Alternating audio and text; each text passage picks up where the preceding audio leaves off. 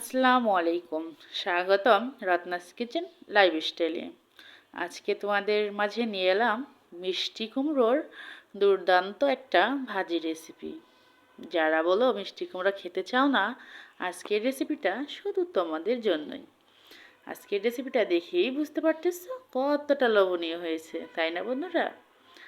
তো আজকের রেসিপিটা দেখতে হলে কিন্তু পুরো ভিডিওটি না টেনেই দেখতে হবে।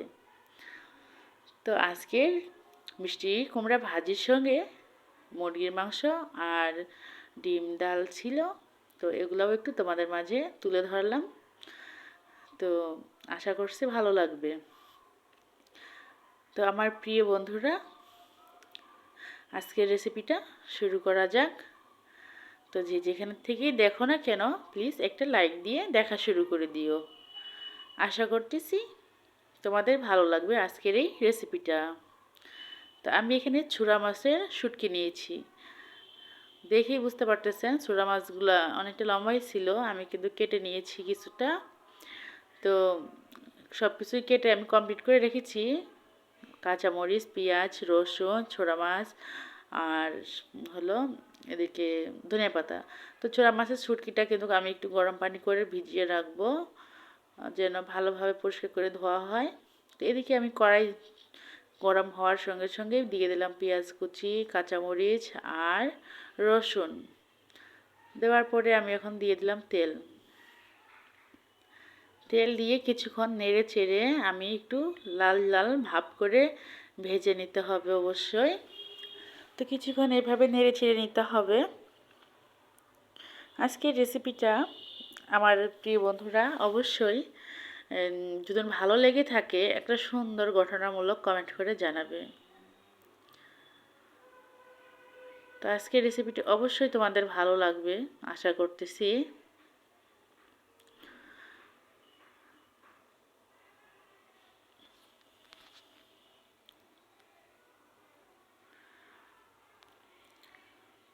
তো আমি ভালো করে আর সেটিংটা একটু ঠিক করে নিলাম যে দেখা যাচ্ছে কি না, বারবার নড়াচড়া না করে একদম ঠিক করে নিচ্ছিলাম। তো নেওয়া হয়ে গেল। তো আমি এখন পেঁয়াজগুলো একটু লালচে ভাব করে ভেজে নিলাম, মানে এখনও ভাজা বাকি আছে, একটুখানি ভেজে নিলাম। তো এখানে দিয়ে দিতে হবে শুটকিটা, যে গরম পানি করে ভিজিয়ে রেখেছি ওইটা দিয়ে দিতে হবে, এই জন্য আর কি ওটা রেখে দিয়েছি। তো এখন একটু জিরা দিয়ে দিলাম, জিরা দিয়ে কিছুক্ষণ নেড়ে চেড়ে নেব। নেড়ে চেড়ে নেওয়ার পরেই আমি দিয়ে দিব শুটকিটা। একটু দেখুন লালচে ভাব কিন্তু হয়ে আসছে, দেখেই বোঝা যাচ্ছে কিন্তু লাল লাল ভাব হয়ে আসছে। তো এখন আমি শুটকিগুলো ভালো করে সুন্দর করে একদম ক্লিন করে নিয়েছি। গরম পানি দেওয়ার পর তো এমনিতেই শুটকিগুলোর ভেতর থেকে যে ময়লা টয়লা থাকে সব কিছু বের হয়ে আসে। তো আমি কিন্তু ভালোভাবে ক্লিন করে নিয়েছি। নেওয়ার পরে আমি আরেকটু পেঁয়াজগুলোর সঙ্গে শুটকিটা নেড়ে ছেড়ে ভেজে নিব। তো ভালো করে কিন্তু এইভাবে রান্না করলে না আসলে এই মিষ্টি কুমড়াটা অসাধারণ লাগে।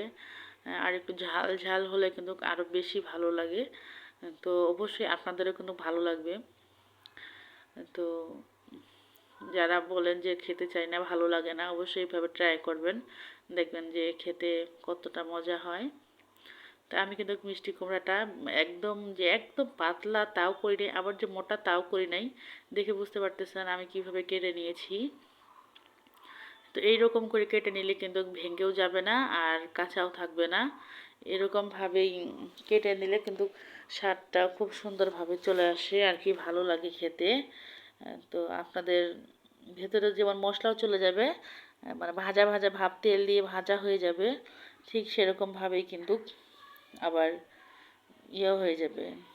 তো আশা করতেছি অবশ্যই ভালো লাগবে আজকের এই রেসিপিটা। তো আমি কিছুক্ষণ এইভাবে নেড়ে চেড়ে ভালো করে ভেজে নিব। এখন লবণ দিয়ে দিলাম স্বাদ মতো, হলুদের গুঁড়া দিয়ে দিলাম পরিমাণ মতো, দিয়ে এখন নেড়ে চেড়ে নেব। ভালো করে নেড়ে চেড়ে মিশিয়ে দিতে হবে। কোথাও যদি লেগে থাকে তাহলে কিন্তু হলুদ হলুদ একটা গন্ধ সেটা কিন্তু চলে আসবে। তো এই জন্য কিন্তু নেড়ে চেড়ে দিতে হবে ভালো করে, যেন কোথাও হলুদ লেগে না থাকে। এই দিকটা কিন্তু অবশ্যই খেয়াল রাখতে হবে। তো দেখুন কিন্তু কালারটা আস্তে আস্তে চেঞ্জ হয়ে আসতেছে, দেখে বোঝা পাচ্ছেন। আর ভাজিটা যেন পুড়ে না যায় ওদিকটাও খেয়াল রাখতে হবে। তো আমি এখানে কিছুক্ষণের জন্য ঢেকে দিব, যেন একটু দম নিয়ে ভালোভাবে সিদ্ধ হয়ে আসে। এই জন্য দেখুন আমি কিছুক্ষণ পর চলে এলাম। এমনিতেই কিন্তু একটু পানি ছাড়া ছাড়া ভাব চলে আসছে। দেখুন, এই দেখুন কতটা ভাবে কিন্তু হয়ে আসছে। আর পানি কিন্তু মনে হচ্ছে যে এমনিতে বের হয়ে আসে যে কোনো সবজি থেকেই। তো এখান থেকেও একটু একটু পানি বের হয়ে আসছে।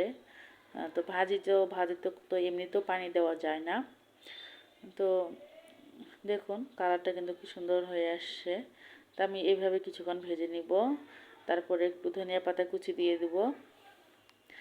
তো ভুল ত্রুটি আমার প্রিয় বন্ধুরা, আমার শ্রদ্ধেয় বড় ভাই ও বোনেরা ক্ষমার দৃষ্টিতে দেখবেন যদি কোনো ভুল ত্রুটি হয় কথার মধ্যে। আমরা মানুষ মাত্রই অনেক কিছুই ভুল ত্রুটি হতে পারে। তো অবশ্যই আমাকে ক্ষমার দৃষ্টিতে দেখবেন, যে যেখান থেকে দেখেন না কেন। আশা করি আজকের এই রেসিপিটা আপনাদের ভালো লাগছে। আর যারা এখনও চ্যানেলটি আমার সাবস্ক্রাইব করেননি অবশ্যই সাবস্ক্রাইব করে দিয়ে আমার পাশে থাকবেন। আশা করতেছি আমার সকল বন্ধুদেরই এই রেসিপিটি ভালো লাগবে। হ্যাঁ, আর পুরো ভিডিওটি না টেনে একটা লাইক একটা কমেন্ট করে সুন্দর গঠনমূলক কমেন্ট করে জানাবেন আজকের এই রেসিপিটা কেমন হয়েছে বা কেমন হলে ভালো হতো, অবশ্যই জানাবেন। আপনাদের ছোট ছোট কমেন্ট, ছোট ছোট মানে ভালোবাসায় কিন্তু এগিয়ে যাওয়ার উৎসাহ জাগে আমার। তো অবশ্যই এই দিকটা আপনারা খেয়াল করবেন যে আজকের এই রেসিপিটা কেমন হয়েছে। তা আমি কিন্তু নেড়ে দিলাম, আর একটু আস্তে আস্তে নেড়ে দিতে হবে এই পর্যায়ে, কারণ না হলে ভেঙে যাবে। তো আমি কিন্তু ঠিক আস্তে আস্তে নেড়ে চেড়ে দিচ্ছি, কারণ অলরেডি কিন্তু সুন্দরভাবে সেদ্ধও হয়ে গেছে আর ভাজাও প্রায় হয়ে গেছে, দেখে বোঝা যাচ্ছে। কারণ বেশি নাড়াচাড়া করলে কিন্তু ভেঙে যাবে, আর ভেঙে গেলে একদম গলে যাবে, তাহলে কিন্তু খেতে ভালো লাগবে না। আর দেখতে কেমন লাগবে যে একদম ভর্তার মতো হয়ে গেছে সেরকমটা হয়ে যাবে। তাই এই সময়টা অবশ্যই খেয়াল রাখতে হবে যেন লেগে না যায়। দেখুন কতটা কালার কিন্তু কতটা সুন্দর হয়েছে, কালার অবশ্যই দেখে বোঝা যাচ্ছে কতটা লোভনীয় হয়েছে। আর খেতে যে কতটা সুন্দর হয়েছে, আপনারা যদি না এভাবে রান্না করেন বা ট্রাই না করেন তাহলে হয়তো বুঝতে পারবেন না যে আসলে এটা কতটা সুন্দর হয়েছে। অবশ্যই একবার ট্রাই করবেন, যদি ভালো না লাগে তারপরে বলবেন, কারণ ভালো লাগতে বাধ্য এইভাবে রান্না করলে। অবশ্যই খুব সুন্দরভাবে এই রেসিপিটা মানে ভালো লাগে আমার, আপনাদেরও ভালো লাগবে আশা করছি। তো দেখুন অল্পতেই কিন্তু অল্প টাইমেই হয়ে গেল, বেশি টাইমও লাগে না এই ভাজিটা করতে। অল্প কিছুক্ষণ আমি এভাবে আর কি না ঢাকা দিয়েই একটু একটু করে ভেজে নেব।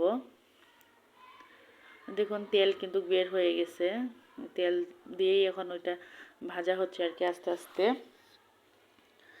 অবশ্যই এদিকটা খেয়াল রাখতে হবে। তো এদিকে আমি মুরগির মাংস রান্না করতেছিলাম। তো মুরগির মাংস হয়ে গেছে প্রায়, ভাজা ভাজা করে নিচ্ছিলাম। আর ডাল ছিল, ডিম ডাল, তো সেটাও আপনাদের মাঝে তুলে ধরলাম। তো অবশ্যই জানাবেন আজকের রেসিপিটা কেমন হইলো। আর যারা এখনও চ্যানেলটি সাবস্ক্রাইব করেনি সাবস্ক্রাইব করে দাও। সবার আগে নোটিফিকেশন মানে সবার আগে ভিডিও পেতে চাইলে নোটিফিকেশনটি চালু রেখে দিও। আজকের মতো বিদায় নিচ্ছি। আল্লাহ হাফিজ, আসসালামু আলাইকুম।